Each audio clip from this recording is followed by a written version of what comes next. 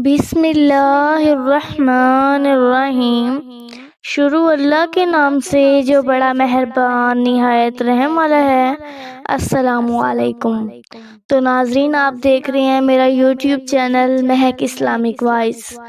آج کی ویڈیو میں آپ کو حضرت داتا گنج بخش رحمۃ اللہ علیہ کے واقعے کے بارے میں بتاؤں گی۔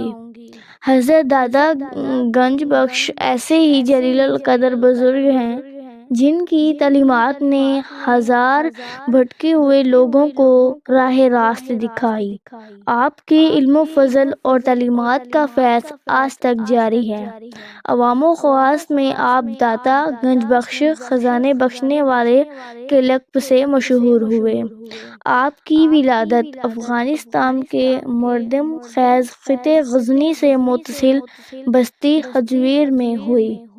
آپ رحمۃ اللہ علیہ نے ابتدائی تعلیم غزنی میں حاصل کی اور پھر مزید تعلیم و روحانی تجربات اور تزکیہ نفس کے لیے حجاز مقدس کا سفر کیا، اور شام و فلسطین کے سفر کے دوران اپنا پیرو مرشد شیخ ابو الفضل محمد بن حسن الختلہ کو بنایا۔ آپ رحمۃ اللہ علیہ شیخ محمد بن الختلی رحمۃ اللہ علیہ کے مرید ہیں۔ اس کے بعد آپ نے شام و فلسطین، عراق، فارس، خراسان اور ترکستان وغیرہ کا بھی دورہ کیا، جس کے دوران آپ رحمۃ اللہ علیہ نے سینکڑوں مشائخ، صوفیاء کرام اور علماء سے ملاقاتیں کی اور فیض کیا۔ صرف خراسان میں جن مشائخ سے آپ ملے ان کی تعداد 300 ہے۔ ان کے بارے میں آپ رحمۃ اللہ علیہ فرماتے ہیں کہ میں خراسان میں 300 اشخاص ایسے دیکھے ہیں کہ ان میں سے صرف ایک دینی اور روحانی عظمت میں سارے جہاں کے لیے کافی ہے۔ حضرت علی حضویری نے علم دین اور علم معرفت و سلوک میں جیسے کامل پایا، اس سے فیض حاصل کیا۔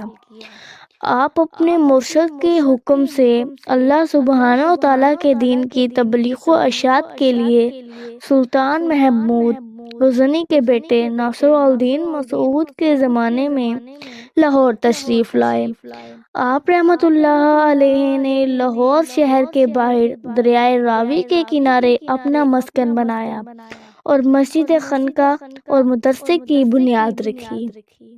آپ نے تقریباً 34 سال تک لاہور اور پنجاب میں تبلیغ اسلام کے لیے کام کیا۔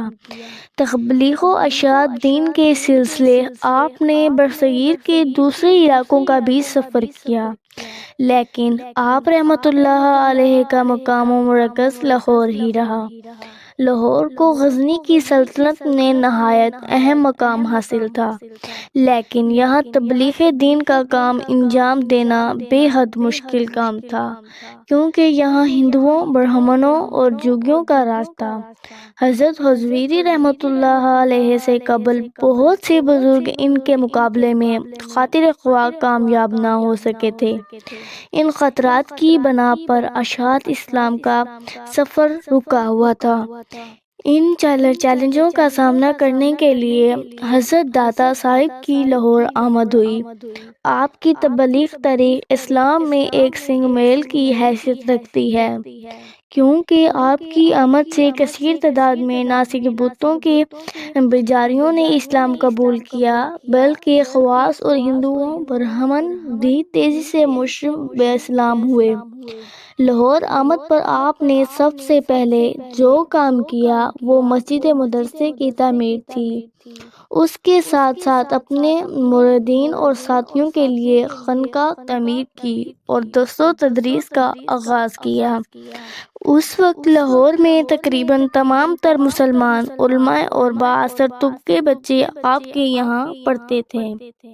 آپ نے جب محسوس کیا کہ حکمرانوں کے ساتھ تعلقات اور رابطے کا عوام الناس اور دین کی نشر و اشاعت پر اچھا اثر نہیں پڑ رہا، تو آپ نے یہ سلسلہ موقوف کر دیا اور صرف عوام کے بچوں کو درس و تدریس دینے کا کام جاری رکھا۔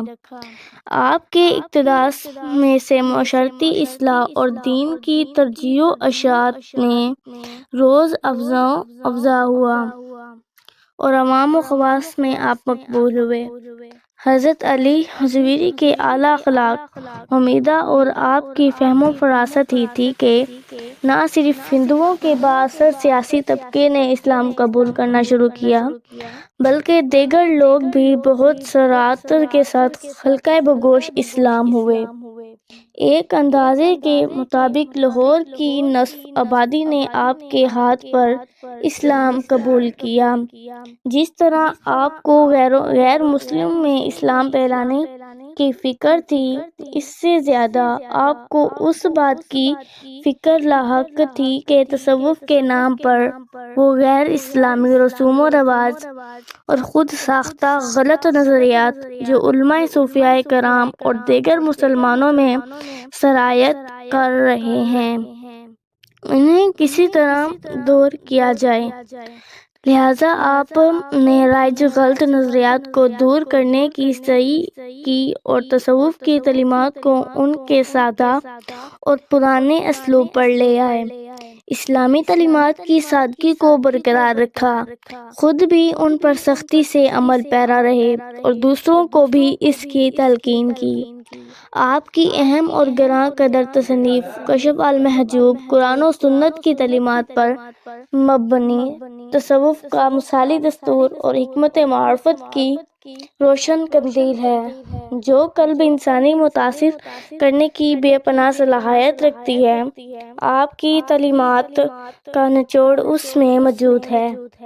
آپ نے نہایت اختصار کے ساتھ شریعت مطہرہ کے مسائل کو اس میں واضح کیا ہے، کیونکہ شریعت پر عمل کے بغیر کوئی عالم صحیح معنوں میں عالم نہیں بن سکتا اور کوئی صوفی صحیح معنوں میں صوفی نہیں بن سکتا جب تک وہ قرآن و سنت اور شریعت پر عمل نہ ہو۔ داتا گنج بخش کے علم و فضل، حسن سلوک، مذہبی رواداری، خدمت خلق اور سماجی خدمات نے خطے میں ایک انقلاب برپا کیا۔ لوگ جوک در جوک اسلام میں داخل ہوئے، اسلام کو فروغ حاصل ہوا۔ آپ کا نام ہندوستان کے علاوہ عراق و عجم اور خراسان اور ویران بلکہ پوری دنیا میں مشہور ہوا۔ اس کی وجہ یہی ہے کہ آپ نے اپنی قابل قدر تصنیفات، اپنے علم و فضل، اپنی عملی زندگی اور اپنے اعلیٰ اخلاق امیدہ سے ایک عالم پر اپنا سکہ بٹھایا۔ حضرت خواجہ معین الدین چشتی اور حضرت بابا فرید گنج شکر رحمۃ اللہ علیہ جیسے اولیاء اور قطب المشائخ یہاں آ کر چلاکش رہے۔ اس سے حضرت علی حضویری رحمۃ اللہ علیہ کا عالی مرتبت ہونا صاف ظاہر ہے۔ جب حضرت خواجہ معین الدین چشتی رحمۃ اللہ علیہ نے اجمیر کو مرکز بنا کر ہندوستان میں اسلامی تعلیمات کو تعلیم پھیلانے کا ارادہ کیا تو آپ رحمۃ اللہ علیہ اجمیر جانے سے پہلے حضرت علی حضویری رحمۃ اللہ کے مزار مبارک سے متصل حجرے میں 40 روز تک مصروف و عبادت و اعتکاف رہے۔ اس کے نتیجے میں آپ رحمۃ اللہ علیہ نے اس قدر روحانی فیض حاصل کیا کہ بوقت خود زبان زد خاص و عام یہ شعر کہا: گنج بخش فیض عالم مظہر نور خدا، ناکساں راہ پرا کامل کاملہ رہنما۔